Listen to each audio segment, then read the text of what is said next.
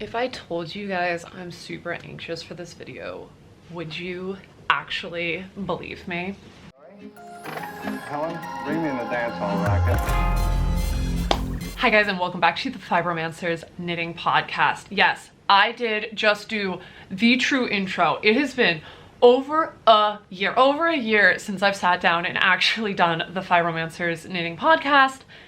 And I know I made a statement in October saying that I was no longer going to do this. Well, post-October, post-holiday season, January setting in, I've changed my mind. Okay? So, with that being said, today we're going to talk about all of the projects I have planned for the first 3 months. In my head, I was like, this is a quarter, but I'm really only going to March because April marks the Fiber Witch Festival. So after that, I'm gonna switch my projects, and that's like the second week, but that's for later. So today we're gonna talk about like my Q1 winter makes and what I'm planning to make. This isn't an official make 9, but if you know, it could kind of be a make 9. It's a Q1 make 9. If you're not familiar with a make 9, it's like when you make the chart and you pick 9 objects that you want to create, make, sew, craft, generally garments, throughout the year. However, I tend to change what I want to do so frequently that picking 9 objects is really difficult for me for the whole year because I make a lot of stuff throughout the year. So why am I going to limit it to just that? Also, between making this list like 2 weeks ago and filming this, I've already changed my mind about a couple of things or wanting to add a couple more. So let's start off. I will pop up the picture of my list right here. So, and it's like right here in front of me. So if you catch me looking down, that's what it is. But because I'm rusty, let's go with if you're new here, make sure you give this video a thumbs up, you subscribe, and you hang out with us because I am full of chaos. I'm crafty, I'm a witchy mama, and I'll be your new best friend. We vlog like it's FaceTime, but that's not what today's about. Now that I've said that, somewhere in these first couple of minutes, I can actually talk to you about this list. So there are 7 things on this list. So it's not a true make 9, it's 7 things. And again, I've already changed a couple of things and I pretty much have fabric. So these are both sewing and knitting projects. So if you guys weren't familiar, I am multi-craftual, whatever word I'm trying to say. All right. So I bought fabric for the first 2 things on the list, which is the Henrietta Skirt by Spaghetti Western Sewing Patterns. I don't remember the actual name. I printed it out. I have it all set aside. My fabric is washed. The pattern is printed and it is sectioned off in my little box. If you saw my Valentine's Day haul, like, you know, I'm sectioning off my things in their little boxes. So it's this really cute, what I was addressing as a saddle skirt. If you read into the information about it in the pattern, it was inspired by horse riding skirts, Western horse riding skirts, I believe. I may be making this up. I could pull open the pattern and just like tell you guys, but I'm not gonna do that. To me, I kept calling it a saddle skirt, and when I showed it to my mom, she was like, wow, that's really retro 80s. And I was like, yes, but it's a staple skirt that I want to make. And a lot of these projects are staples made with intention to fulfill spots in my wardrobe that I don't have or need to replace. So for this skirt, I have it's a linen blend, a poly linen blend. I could grab it. It was on the other side of the room. So I had a yellow skirt that was a pleated yellow skirt that I wore. I think I pictured some Disney wearing it. What happened was something in the wash didn't like it, and now it's covered in red stained splotches. So I really liked this skirt. I thought it was really cute. It does have a belt detail with a pleat, so it's not completely the same, but I did buy this poly linen fabric from Joann's to replace it because obviously I will no longer have a yellow skirt. This is a little bit more of a goldenrod color compared to the other one, which is like a normal standard yellow, if that makes sense. However, I am going to replace this and potentially dye this version, dye the original skirt so I can still wear it because the fabric's still holding up. It's not pilly, it's not anything. However, I don't know what I'm gonna do with it. I'll either toss it or not. I don't really want to toss it because I don't really want to add to that kind of waste. However, we'll see where we go.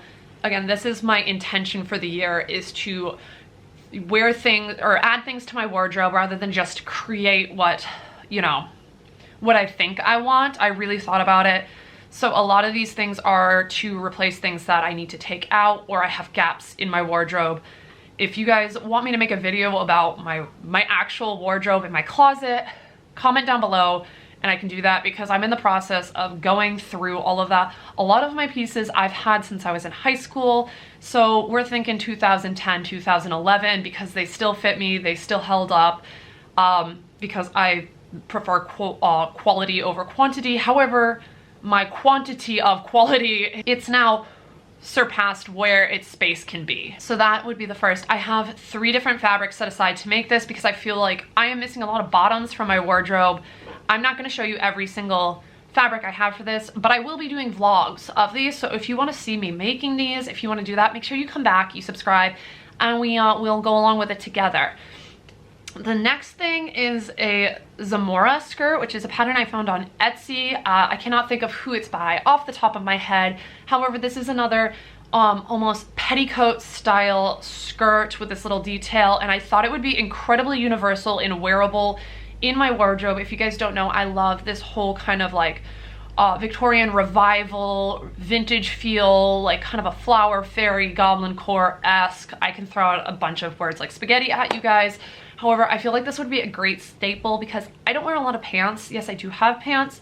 However, I'm not a big fan of jeans and pants, so wearing skirts, especially during the summer where I don't wear shorts, is super important. So yes, if you look at these, a lot of these are more like warm weather pieces because I need to plan for when I can actually wear them versus what I'm actually wearing right now, because right now it's freezing, below freezing, and I'm wearing multiple sweaters and leggings and multiple pairs of socks at once, living my bag lady life, goblin mode, like this person from the Labyrinth, as opposed to actually looking cute and taking photos. That's like maybe 10% of the time now. The third thing on my list is a plaid ruffle skirt. I want to dupe this skirt. I keep getting ads for it from Disturbia, and I really, really love this, and I could buy this. Like, I could buy it, but I think I could make it. So I have no pattern right now set aside for this. However, I do want to dupe this because I think it's super cute and I would love to have it included in my wardrobe. I don't really have more to say for this.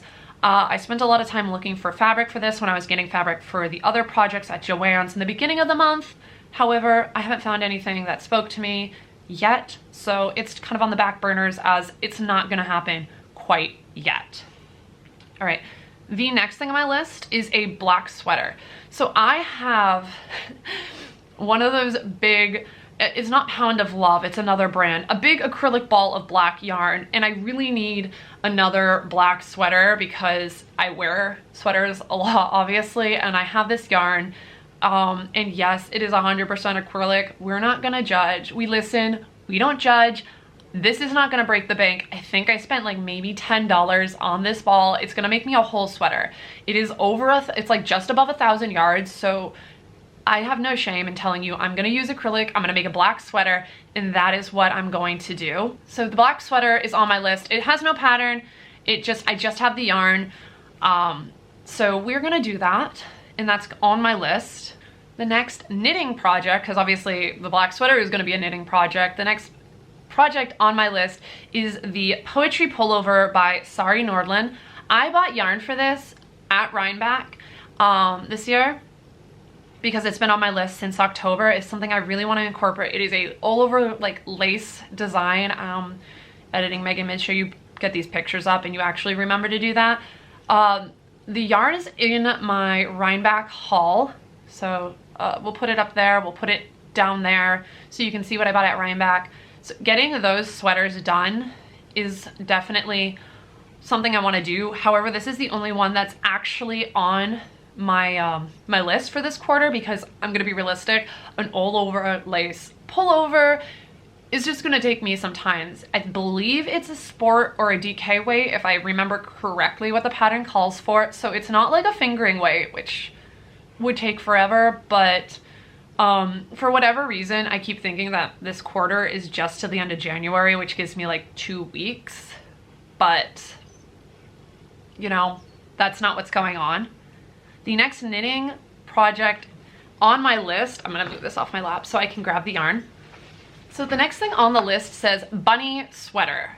This is not referring to a pattern. This is referring to this colorway, which I bought at Yarn Centric in May last year on my way down to Disney by Ex Libris Fiber, which is bunny, which is a colorway in, that's my cat. It's a colorway inspired by the Mona Awad book Bunny, which if you guys don't know, I read for Nocturne's book club. I am obsessed with this book. It is a horror novel. However, a lot of people don't see it as horror. They call it with elements of horror. It's a very fever dream, Fight Club, Black Swan-esque like piece of literature. And there's a lot to dig in. If you like analyzing and digging into books, I highly recommend this book. My mom also read it with me for Nocturne's book club, and she also loved it. So if that tells you anything, that's two different. We got a millennial, we got a Gen X book review here. We both gave it 5 stars. Also, I have a vlog for that if you guys aren't familiar. Like, if you guys are just following me or you haven't watched it, I do have a full review of that book and from book club. I'll put it here. We'll put it up here. Anyways, so the bunny sweater is this color, which is got these beautiful dark purple-esque, it's a little dusty because it fell behind where it was supposed to be sitting, gray, purpley mauves, very moody. Ex Libris' stuff is super moody, so this is the colorway. And then I have this for the full body. So I'm gonna do a colorwork sweater with it at some point during this quarter. And this is in her colorway Early Grave, which is not a full tonal. It is a variegated tonal, I would say. So it's got darker blacks, grays with a steely gray, almost blue purple undertone to it. So there will be points where the darks of this will actually blend with this, and I kind of love that about it. It will just like be very like melted together of one, which I don't know. It just seemed really beautiful in my head. So that's that. Sweater number 3 on my list, not on this list also, is I have the Farmer's Daughter's Fiber Sock Squad again. I didn't get it last year, but I got it this year. So I want to knit that in the month that they come. I would like to knit at least the pair of socks, but I'm not going to talk about that because that's just a pair of socks and it's not on the list, and we're talking about this list. And the last thing on here is Tristan's new sweater. So if you guys don't know, I am slightly obsessed with Dragon Horde Yarns yarn and pattern designs. Also, Tristan and I will be again together reunited for the Fibro Witch Festival, so having Tristan's new sweater, which she's showed off, I don't know what it's called right now, it's all over color work. I'm waiting for that to be what is it, graded, so I can test knit that. Absolutely stunning. I love her color work designs. I kind of am the ghost of her test knits. If you guys don't know, I'm just like always in there. That's actually how I've met quite a few of you guys who have become my friends. Where did you find paper towel? Yeah, you. Oh my gosh. Anyways. So that's the last thing on here. Also, kind of like as a ghost project for here, I obviously need to get done the 3 outfits that I'm planning for the Fiber Witch Festival. If you guys are not aware, Fiber Witch Festival is happening again. Last year, I went up here, down there. It was a single day festival in Salem, Massachusetts. So obviously I had to go. A yarn festival, right? This year it's like, the website says it's 3 days. April 11th, 12th, and 13th. And on the 13th, I have a meetup. So if you guys want to meet up and like hang out with me, you guys gotta go. Anyways, I have to have outfits for every single day, if not 2 outfits for every single day, because there's a ball. There is a ball, the coronation of Persephone. Because we love a good theme, there's a ball, there's a ball. So I've got tickets for that. I have tickets for everything. And I have my own event. I'm gonna close it off there because those are like my ghost objects. And that's everything that I plan on making in the next like 2-3 months. But like, you don't understand that there's, well, I have the Henrietta skirt. I have 3 different versions of the Henrietta skirt I want to make and stuff. So this is way more than a make 9. This is just what I plan on making in the next, I guess, end of March. So with that being said, thanks for watching. All right, so I got rudely cut off by my camera because it doesn't like to film in long format. So I'm gonna close this off in this clip. So, oh my gosh, my throat itches from talking so much. It's been forever and it's super dry. So sorry guys, gotta get my cough. I keep coughing, so if it like is really choppy right here, because it's super dry and I just talk non-stop, I can't catch my breath. So with that being said, we're gonna close this off before I violently and disgustingly cough in front of your face. If you're new here, excuse me, make sure you give the video a thumbs up. It really matters. Comment something down below. That really helps us reach new people, helps us grow our little spooky community here on YouTube. It shows me you're watching. It really is the most important thing right now, is to comment down below. If you want more from me, if you want to be part of my special little corner, my extra special corner, my little shelf, my mantle back here, there's nobody up there, there's nothing, we're in between seasons, you can join the YouTube membership, which you can click down below by hitting join. Those are basically YouTube's Patreon. I have a special Discord for tier 2 and 3. We're over there. I'm out there daily. I talk to you guys daily. We have little make-alongs over there for that. We have a special book club and we have all sorts of fun going on there behind the scenes. You guys also get like bonus vlogs when I remember to film bonus vlogs. So thumbs up, subscribe, hit the notification bell, join us next time. We are bringing back the podcast. I will be talking about projects next week, like what I've been currently working on.